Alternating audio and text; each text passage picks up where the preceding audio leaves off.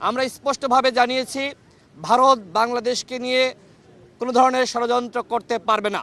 পৃথিবীর অন্যান্য রাষ্ট্রের সাথে যে ধরনের সম্পর্ক থাকে ভারতের সাথেও বাংলাদেশের সেই ধরনের সম্পর্ক থাকবে।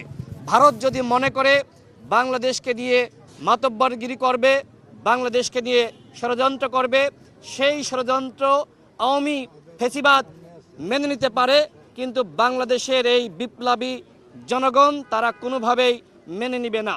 এবং একই সাথে আমরা আওয়ামী লীগকে নিষিদ্ধ করার ব্যাপারে আমাদের বক্তব্য স্পষ্ট করেছি এবং আগামীতে যাতে করে এই সরকার সুন্দরভাবে দেশ পরিচালনা করতে পারে, রাষ্ট্র সংস্কার করতে পারে, যে কারণে আমাদের পক্ষ থেকে প্রস্তাব রাখা হয়েছে যে এই সরকারে সকল রাজনৈতিক দল এবং যারা বিপ্লবে অংশ নিয়েছে তাদের অংশীদারিত্ব নিশ্চিত করা।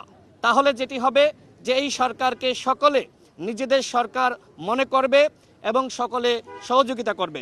আমরা দেখেছি সেই 5 আগস্টের পর থেকে আমরা বিভিন্ন দল এবং বিভিন্ন গোষ্ঠী তারা নানান ধরনের ভিন্ন মত পোষণ করেছে।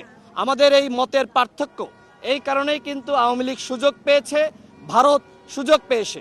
বিশেষ করে বাংলাদেশে যারা হিন্দু সম্প্রদায় তাদের নেতাদেরকে ব্যবহার করে বাংলাদেশে বিভিন্নভাবে চক্রান্ত ষড়যন্ত্র করা। আমরা দেখেছি যে আওয়ামী লীগ হিন্দু বেশে, সনাতনী বেশে, ইসকন বেশে ফিরে আসার চক্রান্ত করেছে।